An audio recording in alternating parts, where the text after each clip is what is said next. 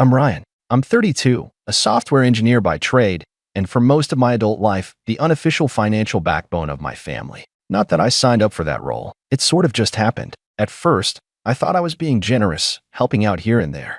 A rent payment for mom and dad when dad's hours were cut.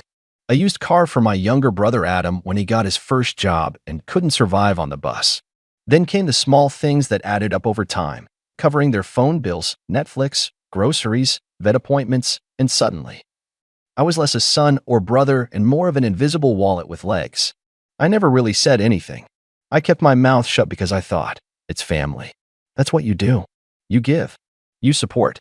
You show up. But over the years, that sentiment twisted. It stopped being thank you and turned into you owe us. Every kind gesture became expected, and anything less than complete compliance was treated like betrayal.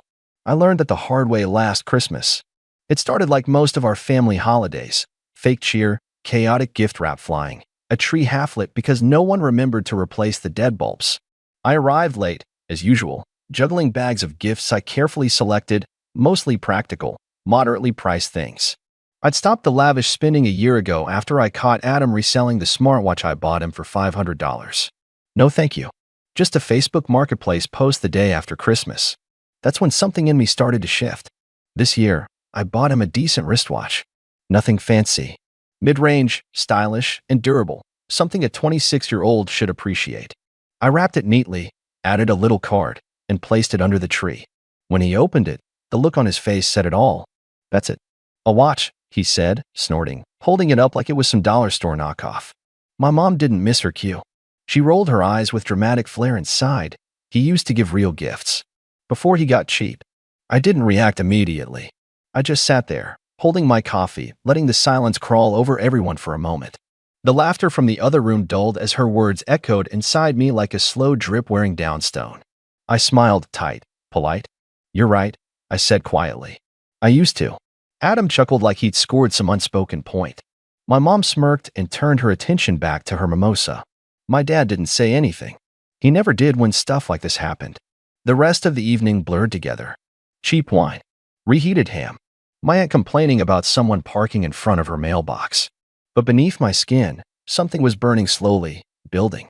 Every ignored message I'd ever sent in the family group chat. Every Ryan will cover it, they assumed without asking. Every moment I swallowed resentment because I thought speaking up made me a bad son. That night, when I got home, I didn't cry. I didn't yell. I didn't even drink. I just opened my laptop. Over the years, I'd kept receipts. Literal ones. And digital paper trails. Direct debits, shared accounts, monthly transfers, auto payments I'd set up in their names. And more importantly, I documented the dozens of times I asked them to ease up, to show a little gratitude. All ignored. I typed up something that night. Not out of spite. Out of clarity. A realization that I'd been enabling their entitlement for far too long. I emailed my lawyer. Yeah, I had one. Mostly for boring contracts and tax things. But I'd mentioned my situation before, and he'd given me advice. Keep everything. You might need it one day. That day had come. I began freezing each auto-debit. The mortgage payment I'd been covering for my mom in secret since Dad's second heart attack? Canceled. The Netflix, Hulu, and Amazon Prime tied to my card? Gone. My brother's lease, which I stupidly co-signed. I flagged it. Let them deal with the consequences. Then I set up something a little extra. A formal notification, something that wouldn't just sting, but shake them into understanding. A legal notice of financial disengagement. My lawyer helped draft it. Dry, factual, emotionless. It outlined every contribution, every account, every payment I had made on their behalf over the last 8 years. Then it stated, simply, that effective immediately, all financial support was terminated. I printed it, folded it, sealed it in an envelope. The next morning, I stopped by their house. No dramatic confrontation. No yelling in the driveway. I walked in like I always did. Mom forgot to reset the code on the garage keypad, as usual. They weren't home. The tree still blinked lazily, and the remnants of the holiday dinner were crusted onto paper plates stacked in the sink. I taped the envelope right on the fridge next to Mom's handwritten Christmas wish list, where she'd circled a new iPad and color-coded items with highlighters. I stared at it for a moment, that ridiculous list. She'd written need next to a pair of $300 headphones. Deserve and next to spa vouchers. And beside the iPad, Ryan will handle this. I left without saying a word. The fallout, though? That came fast. By noon, my phone was already buzzing. First, a text from my mom. Mom texted, "What is this letter on the fridge? Is this some kind of joke?" Then my brother, Adam, texted, "Dude, are you having a breakdown or something?" No, Merry Christmas.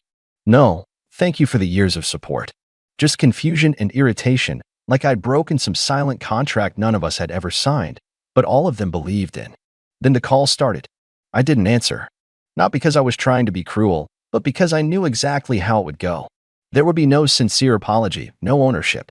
Just denial, gaslighting, maybe some crocodile tears if I let the call go on long enough. Instead, I made coffee, sat down at my desk, and started making lists of the recurring payments I'd canceled, the accounts I had closed, and the services I'd unsubscribed from.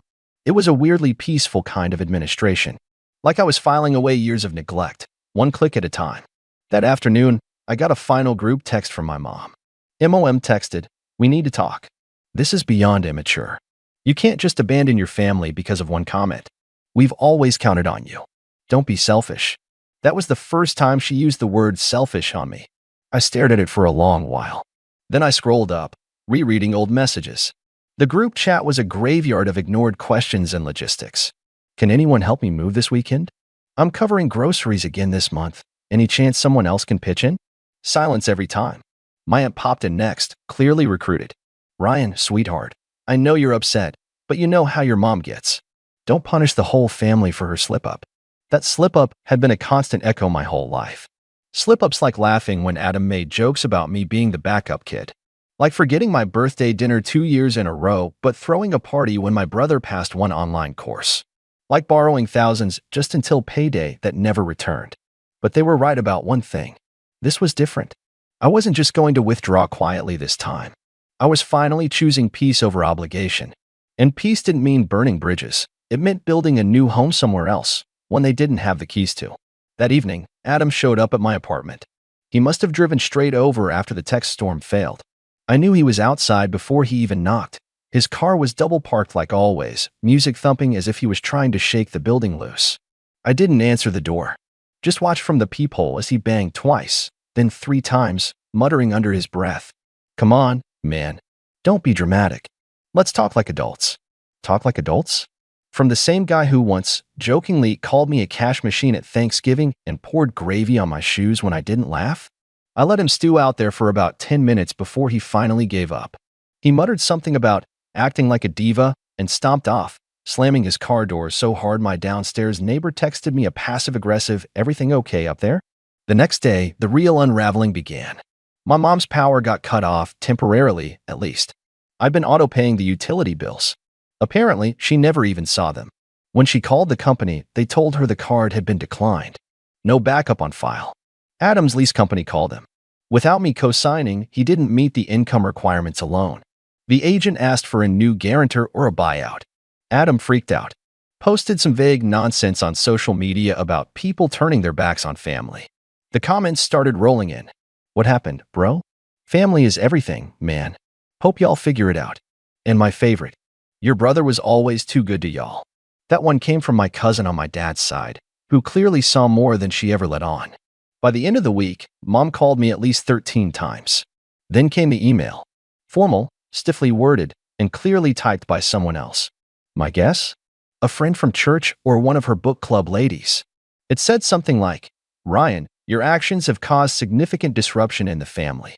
While we understand you may be feeling underappreciated, this isn't the way to handle things. We are requesting a family meeting to resolve this amicably and restore unity." Restore unity. They had no idea what real unity even looked like. But I didn't reply. Instead, I forwarded the email to my lawyer, just in case they tried anything dramatic. Not because I thought they'd sue me, but because I knew the kind of guilt bombs they were capable of. If they couldn't shame me with sentiment, they'd try legality next. Then, just when things started to go quiet, no texts, no voicemails, no knocks, my dad called. That's when everything shifted. It was late, almost midnight, when Dad called. I was surprised he even tried. He usually avoided conflict like it was toxic waste, and in our family, that meant staying silent while Mom spoke for both of them. But there he was, Dad, mobile, blinking on my screen, hesitating at the edge of going to voicemail. I didn't answer immediately. I watched the screen, waiting, listening to the soft hum of my fridge and the tick of my wall clock. 10 seconds passed. 15. Then I picked up. "Ryan," he said, voice low. "You home?" I leaned back in my chair, staring at the dark ceiling. "Yeah, good." He paused. I could hear a slight rattle in his breath. Maybe nerves. Maybe the cough he'd never had checked out. I didn't want to call. Your mom said not to. Said you needed space. But I just wanted to talk." There was a long silence. I didn't interrupt it. "I read the letter," he finally said. "The one you left on the fridge." My stomach tightened slightly. I didn't know if he'd seen it until now. He wasn't exactly the fridge-checking type. The man barely remembered where the coffee filters were. "Yeah," I said simply. "I didn't know," he murmured. "I mean, I guess I knew bits. That you were helping. But not like that. Not everything." I kept my voice even. "I emailed both of you about it. A few times." "I know," he admitted. "I should have paid attention. He let out a weak chuckle. "Your mom handles all that stuff. Always has." There it was. That same old line. Your mom handles it. Your mom deals with it. Your mom decides. It was the perfect deflection. Clean, guiltless, gutless. "You're a grown man," I replied, quieter than I intended. "You let her turn me into an ATM." He didn't deny it. Didn't get defensive either. Just breathed out and said, "Yeah." I was quiet again. "You were good to us, he said. "Too good. I should have stepped in years ago. Should have said something when she got carried away." I sat forward slightly. "When she told people I paid off your second mortgage because I owed you for raising me?" He flinched audibly. "That wasn't fair." "Or when Adam said I only went into tech because I wasn't smart enough for med school like him." And she laughed. He didn't respond. I kept going. "Or when you both told me not to bring my ex to Christmas because it wasn't serious, only to find out she'd already been replaced with Adam's new girlfriend at dinner?" He sighed heavily. "She said you'd overreact." "Of course she did. I'm not calling to fight," he said finally. I guess I wanted to say thank you. And that I get it now." I didn't know what to do with that. It felt too late and too early at the same time. Like pouring water on a fire that had already turned to ash. "She wants to meet," he added. "Not to yell. She said she'll apologize." I raised an eyebrow to no one. Did she use that word? Apologize? Well, not exactly. But she said she's willing to have a grown-up conversation. That's something, right? It was something. Just not the thing I needed. "I'll think about it," I said, and I meant it. But I also knew I wasn't ready to sit across from her while she did mental gymnastics to justify years of passive cruelty. He exhaled, and for the first time in the call, his voice softened into something more familiar. "Ryan, I'm sorry I wasn't there more." There was a beat, a hesitation, and then I should have said something sooner. And just like that, the call ended. Not dramatically, not with yelling or ultimatums. Just a quiet click and the ghost of a father trying to climb out from behind his wife's shadow. The next few days were calm. Too calm. No texts. No Facebook subtweets. No cousin accidentally leaking updates. For the first time in years, the silence felt deliberate. Like the whole family had regrouped, circled the wagons, and now they were planning. And then came the envelope. Plain. No return address. Slipped under my door like a flyer from a pizza place. Inside? A folded sheet of printer paper. One sentence. "If you really think we've wronged you, let's sit down and make it right as a family." Below that, in unfamiliar handwriting. "Christmas dinner. 6 p.m. Please come." They'd set the table again. But this time, they weren't serving ham and forgiveness. They wanted something. And I had a choice to make. I stared at the letter for a long time.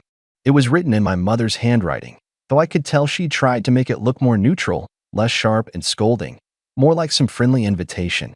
But I knew her too well. I knew that every loop and curve of her letters carried years of judgment and passive aggression, whether she realized it or not. And beneath the surface of "let's make it right" was something much more familiar: control. I set the letter on the counter and walked into the kitchen. Poured myself a glass of water and sat down at the table I'd bought myself when I moved into this apartment, a solid oak one, with enough scratches to show it was mine and not just something passed down with strings attached. The silence felt heavy that evening, but it was a different kind of heavy. Not the tense, bracing for impact silence I used to feel when heading into one of Mom's talks. This one was mine. Chosen. I didn't go to Christmas dinner. I didn't even text back. Instead, I went to a Korean barbecue place downtown with a few coworkers who also had complicated families. We laughed too loudly, ordered too much meat, and toasted with cheap sake. When they asked where my family was, I just smiled and said, taking a break from tradition. No one pried. No one judged. And for the first time in years, I didn't feel the aching guilt of not showing up for people who never showed up for me. The next morning, my voicemail was full. Mom had left 5 messages, each more desperate than the last. Message 1 was calm. Hi honey, just wondering if you're on your way. We're all waiting. Message 2 had some edge. Everyone's here, Ryan. Don't ruin this. Message 3 dropped the facade entirely. Unbelievable. You really are going to abandon your family over one little joke. Message 4 was quieter. You should have been here. Your father tried to cover for you. It didn't go well. Message 5 was sobbing. I didn't reply. Not right away. I needed space. I needed to make sure I wasn't going to be pulled back in by habit or sympathy or that deep, childlike urge to fix everything just so the grown-ups would stop yelling. A few days passed. Then a week. Then I got a message from Adam. No opener. No small talk. Adam, she's planning to contest the car title transfer. Says you gifted it. Ah, there it was. I'd forgotten the car. Well, not forgotten. Just assumed she'd let it go. Years ago, I bought her a new sedan when the old minivan finally died in a parking lot outside Costco. I paid in full, but I left the title in her name to make insurance easier.